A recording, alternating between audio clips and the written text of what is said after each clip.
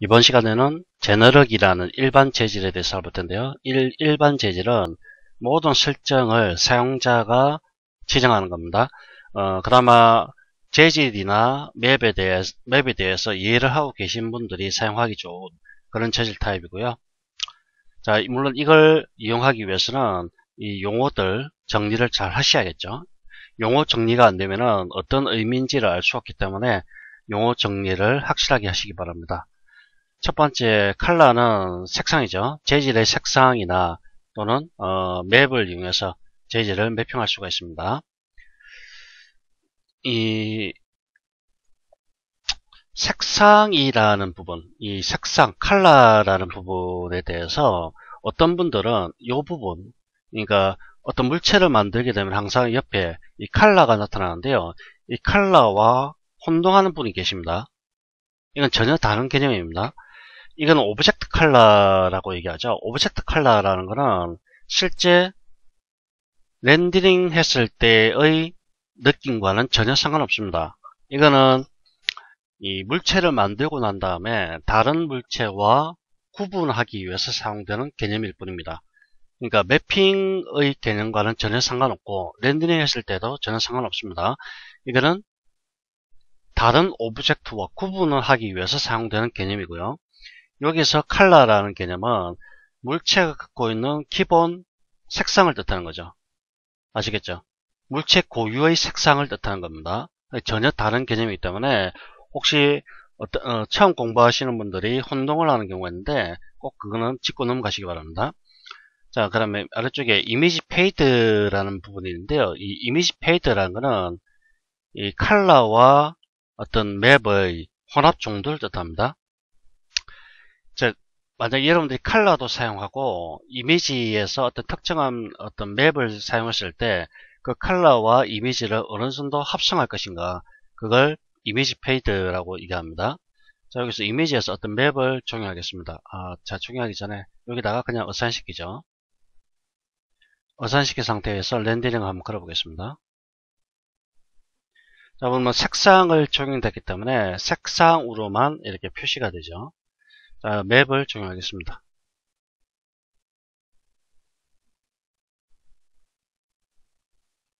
자, 맵이 적용됐고요. 물론 UV 맵도 적용되어 있는 상태입니다. 자, 여기서 100이라는 수치는 이미지가 적용되었을 경우 이 이미지를 100% 보여주겠다 그 뜻입니다. 자, 이 값을 낮춥니다. 현재 이미지 현재 요 슬롯에서나 또는 비포토 상에서는 차이가 없습니다. 이거는 반드시 렌더링을 해야 됩니다.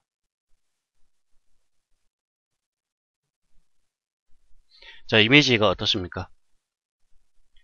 앞에 렌더링한 이미지와 비교했을 때 선명도가 떨어지죠. 그 이유는 요 첫 번째 컬러 이미지와 이 두 번째 적용된 맵이 혼합이 되어버린 겁니다. 지금 믹싱이 되어버린 거죠. 믹싱이 되면서 선명도가 이렇게 떨어지는 거고요.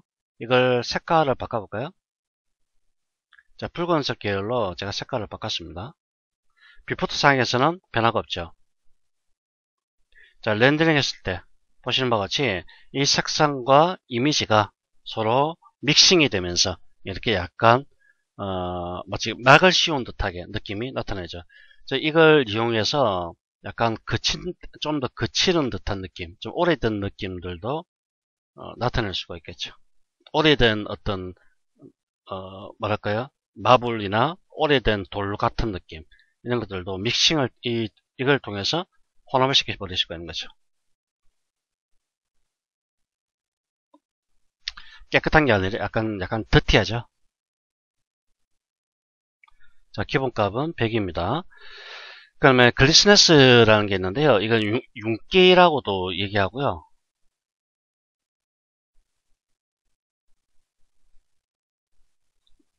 윤기 또는 이걸 광택이라고 합니다. 광택. 즉 얼마나 광택이 윤기가 많으냐.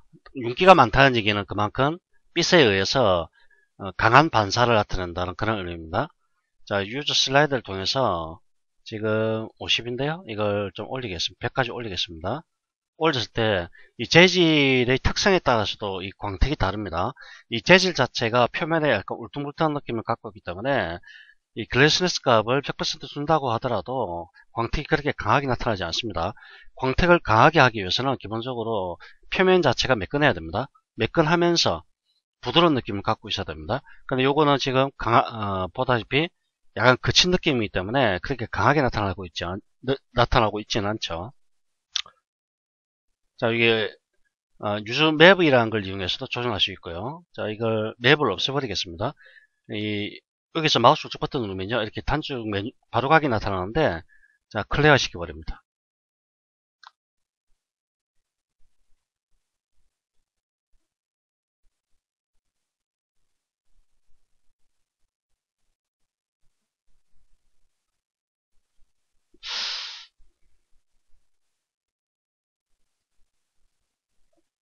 광택 정도가 많이 떨어지네요, 지금.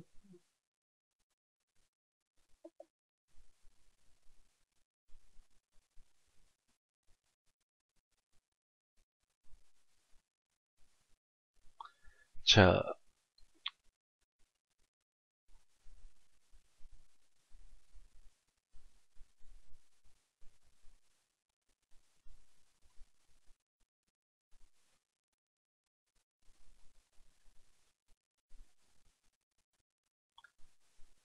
제가 바보 같은 짓을 지금 하고 있었는데요. 광택을 나타내기 위해서는 반사가 있어야 됩니다, 반사. 밑에 있는 리플렉티브, 이걸 적용해야 되죠. 자, 여기 맵을 이용해서도 할 수도 있고요. 슬라이드 바를 이용해서도 할 수 있는데, 일단 리플렉티브를 체크하겠습니다. 자, 어떻습니까? 체크하는 순간 광택이 나타나고 있죠. 리플렉티브. 그러면 하이라이트라는 거는 이 부분을 뜻하는 겁니다. 이 부분. 어떤 물체 표면에 빛을 받았을 때 가장 빛나는 부분. 저번 시간에 스페컬러라고 했는데, 스페컬러의 또 다른 명칭으로서 일반적으로 하이라이트라는 개념도 씁니다. 하지만 근본적으로는 약간 다른 개념인데, 하지만 거의 일치되는 개념이라고 보셔도 크게 상관없습니다. 하이라이트 체크하기 때문에 어떤 특정 부분이 이렇게 강하게 나타나고 있고요. 하이라이트를 체크 없애면 전체적으로 균일하게 빛이 반사가 되는 걸 볼 수가 있죠. 자, 다이렉트라는 거는 역시 어떤 값을 올려보면은 요게 어떤 특정 부분이 집중된다. 그래서 다이렉트라는 용어를 씁니다. 떨어뜨리죠. 올라가면은 강하게 나타나게 됩니다. 자, 맵을 그대로 쓰겠습니다. 다시 이거 한번 써보죠. 자, 여기에서 떨어뜨리면요, 반사를 없애버리면은 요 약간의 어떤 코팅 효과가 나타나는데 강하지 않고요. 역시 다이렉트를 증가시킴으로써 특정 부분을 집중적으로 빛이 닿아서 광택이 발생하도록 그렇게 만들어주는 거죠. 하지만 마감재의 종류에 따라서, 그러니까 맵을 종류에 따라서 광택이 강하게 나타날 수도 있고 강하게 나타나지 않을 수도 있습니다. 이게 만약에 마블 같은 재질이라고 한다면 표면 광택이 강하게 아주 부드러운 느낌을 갖고 있기 때문에 더 강하게 나타나게 되죠. 글래스네스 100% 올렸고요. 그러면 리플렉티브, 즉 100이라는 수치는 거의 거울과 같은 반사의 느낌인데 지금 표현이 안 되죠. 까맣게 나타나고 있습니다. 그 이유는 뭐냐면은 100% 반사가 일어나기 때문입니다. 자, 이 부분이 재질 오브젝트가 있는 부분인데 안 나타나고 있습니다.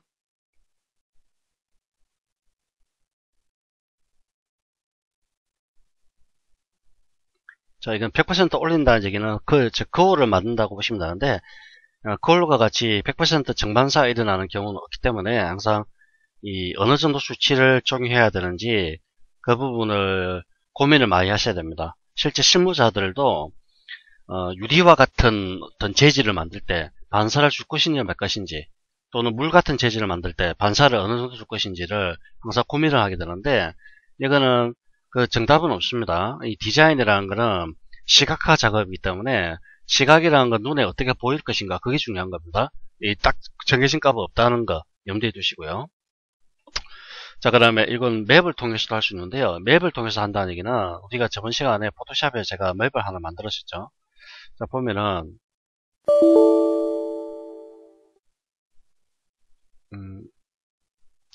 비디오죠. 요 맵을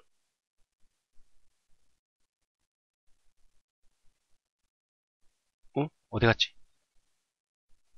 요거죠. 범퍼 맵을 하나 만들었었죠. 자, 요 맵을 보면요.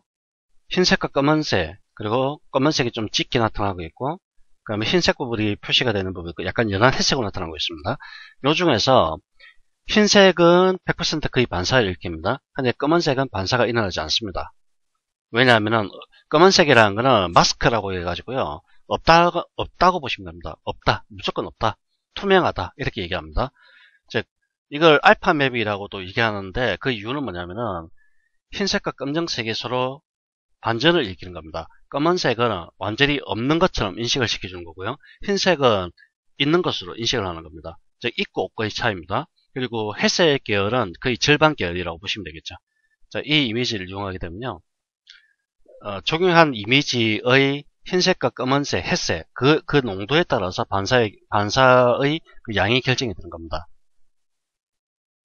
주로 방금 제가 적용한 이미지 같은 경우에는 뭐 건축 인테리어 쪽보다는 주로 뭐 게임 캐릭터라든지 이런 거 게임 같은 거 배경이라든지 이런 거 만들 때 주로 많이 쓰는 건데요. 보다시피 이런 식으로 터티하게 나타나는 거죠.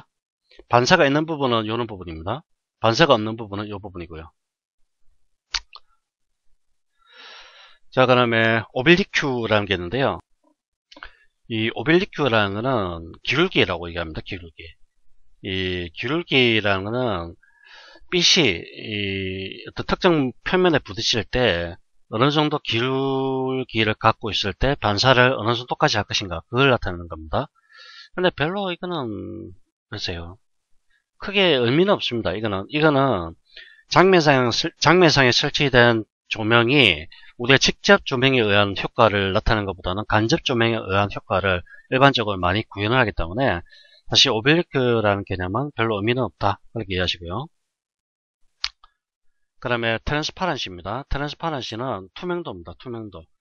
이 투명도를 가지고 있는 물체를 표현할 때 쓰는 건데요. 자, 하나를 복사를 하고요. 자, 이름 바꿔야겠네요. 맵은 삭제하겠습니다. 그다음에 색깔을 조금 초록색으로 좀 바꾸죠. 리플렉티브도 좀 주도록 하겠습니다. 자, 약간의 반사 주고요. 그러면 위에다가 디어포트를 하나 만들어서 배치하죠.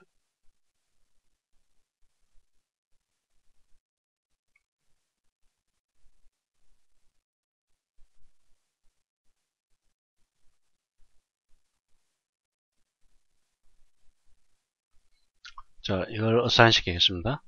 트랜스파런시를 온 시키시고요. 지금 보시면은 트랜스파런시를 온 하는 순간 어떻게 됩니까? 약간 반투명한 상태로 바뀌게 되죠. 자, 어마운트 수치를 통해서 투명도를 조절하는 겁니다. 지금 100이라는 것은 100% 투명하다는 얘기입니다. 자, 요렇게 수치가 가면 어떻게 됩니까? 반투명한 상태가 되는 거죠. 반투명한 상태. 자, 요런 수치는 거의 커튼이라든지 또는 뭐 사람의 피부, 양초 이런 형태가 되고, 비누 이런 형태 되고요. 요런 수치는 뭐 유리나 물 같은 거, 거의 판유리 같은 형태가 되겠습니다. 물도 아주 얇은 물 있죠. 그 깊이가 얇은 물, 그런 형태가 되겠고요.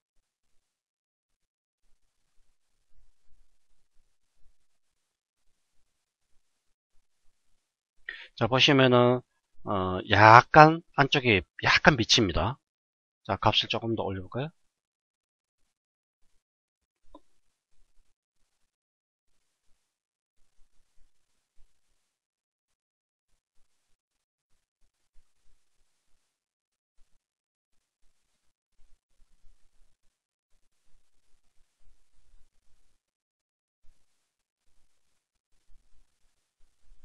자, 보시는 바와 같이 완전 100% 투명하기 때문에 이렇게 내부가 투과가 돼서 나타나고 있습니다.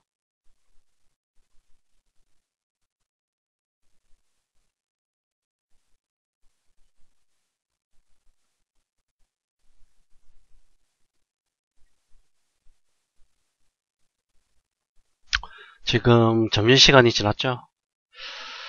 여러분들 식사 안 하신 분은 식사하십시오. 특히 반사나 굴절이 많은 부분에 대해서는 렌더 시간이 좀 더 늘어나기 때문에 이 반사를 얼마만큼 주고 굴절을 얼마만큼 주느냐에 따라서 렌더 시간이 아주 많이 달라지게 됩니다.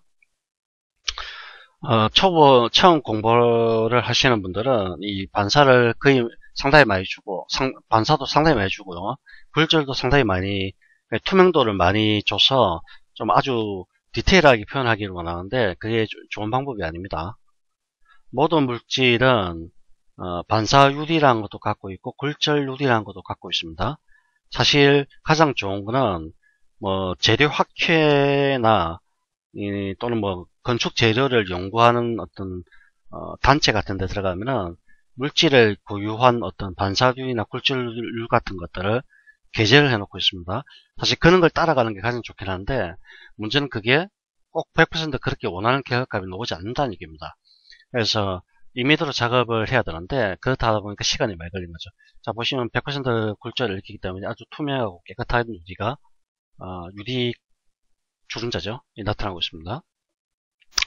자, 이것도 역시 이미지를 통해서 조정할 수 있고요. 그럼 이미지 페이드를 통해서 맥과 어떤 색깔을 서로 여기서 이미지 페이드는 요 위쪽에 있는 디퓨즈 컬러, 이걸 디퓨즈 컬러라고 하는데 이 색상과 두 개 혼합하는 겁니다.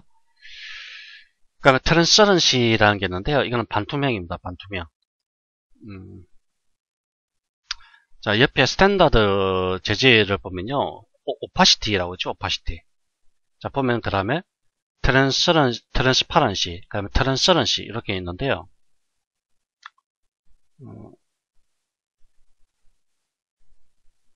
오파시티,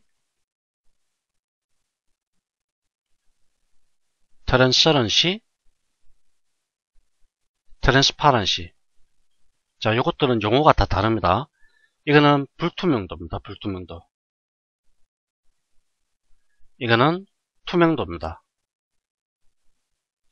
트랜스퍼런시는 반투명도입니다. 반투명도. 다 다르죠?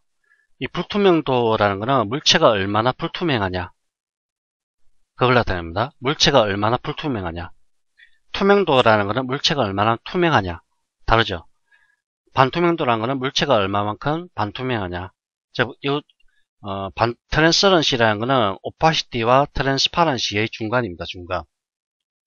자, 그래서 이 옵션을 보면 재밌는 게 오파시티는 100이죠. 100이라는 수치는 물체가 얼마만큼 불투명하냐이기 때문에 유리나 물처럼 또는 천처럼 속이 비치는 물체가 아니라는 얘기입니다. 불투명하기 때문에. 이와 반해서 투명도라는 것은 물체가 얼마만큼 투명하냐를 나타내기 때문에 역시 수치가 100이죠. 오파시티도 100입니다. 서로 반대되는 개념입니다. 그렇죠? 얼마만큼 투명하냐. 그래서 100이라면 100% 투명하다 그 뜻입니다. 이거는 100% 불투명하다 그 뜻이고요. 그럼 트랜스퍼런시라는 것은 얼마만큼 반투명하냐. 이 경우에는 주로 반투명한 물체, 종이, 커튼, 뭐 꼭 반투명하다고 해서 반이 아닙니다. 0에서 100 사이에 50, 그게 아니고요. 얼마만큼 속이 비치느냐, 그렇게 이해를 하시면 됩니다. 주로 뭐 종이, 커튼, 한지, 그 다음에 피부, 양초, 비누, 뭐 이런 것들 전체 다, 또는 젤리 같은 거. 이 기준이 뭐냐면은 어떤 물질이 있을 때 그 물질의 뒤에다가 불을 한번 켜보십시오. 뭐 라이트도 좋고, 뭐 라이트도 좋고, 라이터 같은 것도 좋고요.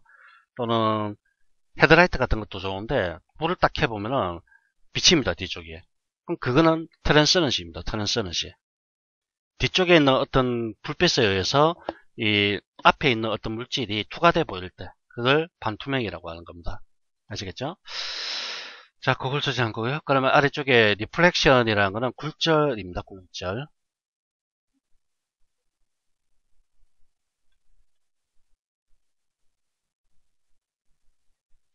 굴절이라는 거는, 자, 물체가 이렇게 있고요. 빛이 이렇게 쏘아져 들어올 때 이 내부 물질을 통과하면서 이렇게 빛이 꺾여버리죠. 이게 바로 굴절이라고 하고요. IOR이라는 용어로 사용합니다. 굴절율이라는 수치를 통해서 이 굴절을 양을 조정하는 겁니다. 자, 글래스가 있고 공기, 물, 알코올, 여러가지 종류들이 미리 나열되어 있습니다. 다이아몬드. 자, 보면은 공기 중일 때 1.0, 그 다음에 물은 1.33, 그 다음에 알코올은 1.36, 그 다음에 커츠가 뭔가요? 지금 모르겠네. 1.46, 그 다음에 유리 1.52, 일반 유리입니다. 이거는. 다이아몬드는 2.3. 어떻습니까? 이 수치가 다이아몬드로 가면 갈수록 수치가 올라가죠. 이 굴절률이 높다는 얘기는 빛이 내부로 들어가면서 많이 산란이 된다는 얘기고요. 굴절률이 높다는 것은 그만큼 유리가 훨씬 투명하게 보입니다.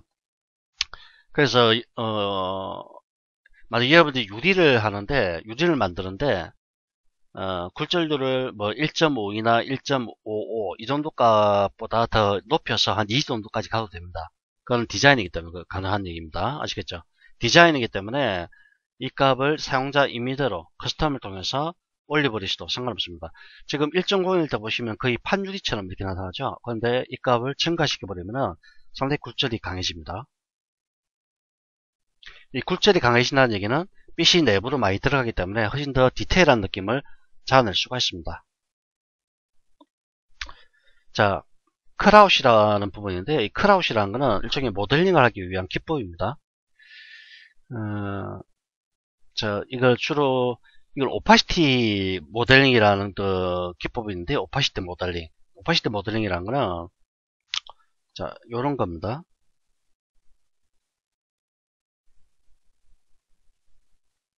자, 이걸 전체를 하이드 시켜버리고요.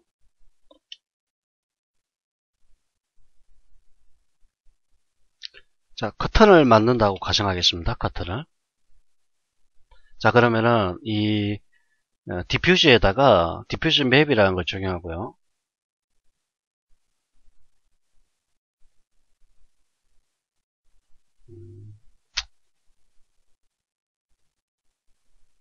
자, 커튼 같은 거 이미지를 보면 이렇게 몇 가지 이미지들이 있습니다.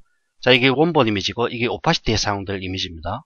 지금 보면은 요 부분이 검은색으로 표시가 되어 있죠. 이 검은색 표시된 부분이 사라지는 겁니다. 즉, 요 원본 이미지의 흰색 부분이 제거를 시켜버리는 거죠.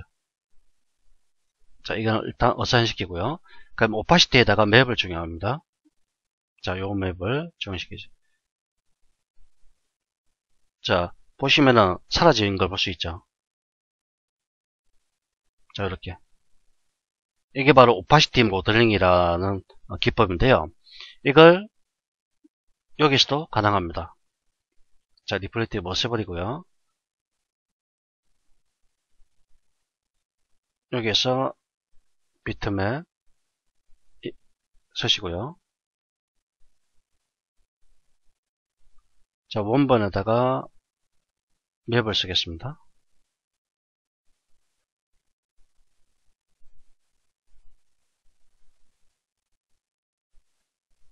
자, 동일하게 나타나죠. 이게 바로 컷아웃이 바로 오파시티라는 거, 오파시티 모델링 기법이라는 거.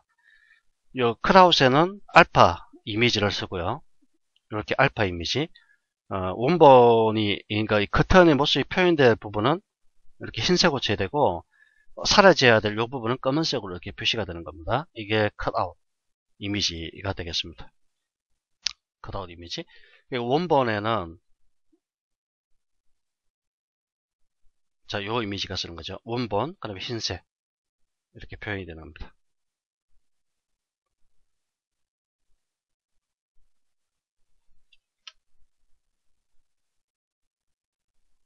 다시 카메라 뷰로 바꾸겠습니다. 자, 그러면 아래쪽에 셀프 일루미네이션이라고 있는데요. 이거는 자기 발광이라고 합니다. 자기 발광. 자기 발광이라는 거는 스스로 빛을 내는 물질이라는 뜻입니다. 자, 칼라를 통해서 할 수 있고 맵을 통해서도 할 수 있습니다.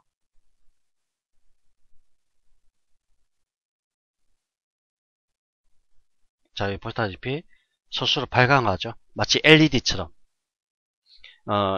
일루미네이션이라는 게 사실 조명 개념은 조명이라고 하기는 또 그렇긴 한데, 이거는 맵을 이미지를 통해서 어떤 조명의 역할을 대신하는 겁니다. 이 조명이라는 게 두 가지 파트가 있습니다. 실제 여기 커맨드 패널에 조명이라는 부분이 파트가 따로 있죠. 이건 실제 조명이고요. 이 맵을 통해서 조명체로서의 역할을 할 수도 있는데, 그거는 단순히 어떤 이미지, 그러니까 맵, 이것도 일종의 맵입니다. 일종의 맵이기 때문에 맵을 통해서 빛을 내는 물질을 표현을 하는 거죠. 자, 색깔을 바꿔보면요. 이렇게 색깔을 바꿨을 때, 이렇게 바뀐 색깔이 이렇게 표현이 됩니다.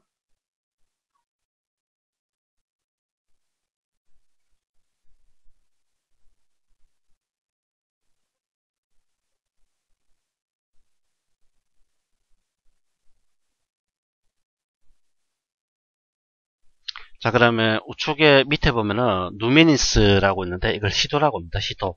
시도라는 거는 어떤 카메라를 통해서 어떤 이 부분을 쳐다볼 때 얼마만큼 밝게 빛나는가, 그걸 시도라고 얘기하는데요.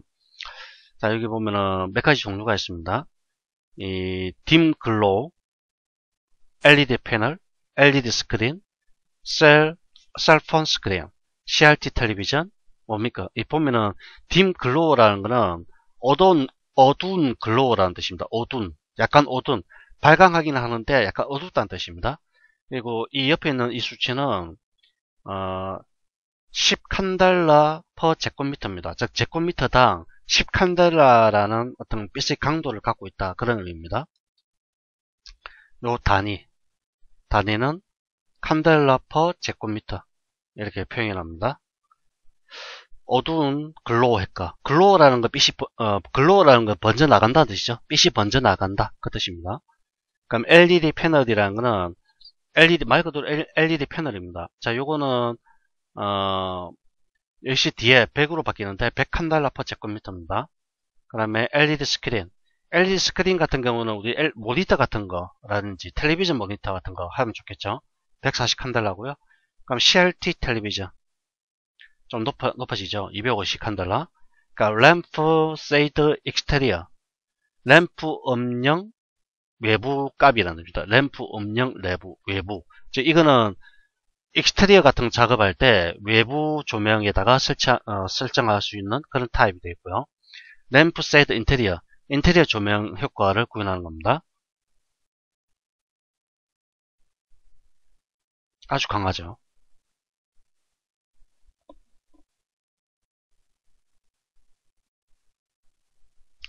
그다음에 책상입니다. 그다음에 할로겐 램프고요. 프레시트 벌버라는 건데요. 이거는 불투명 전구라는 뜻입니다. 이는 우리는 백일등 그냥 생각하시면 되고요. 커스텀 사용자 정의를 통해서 하는 거고요.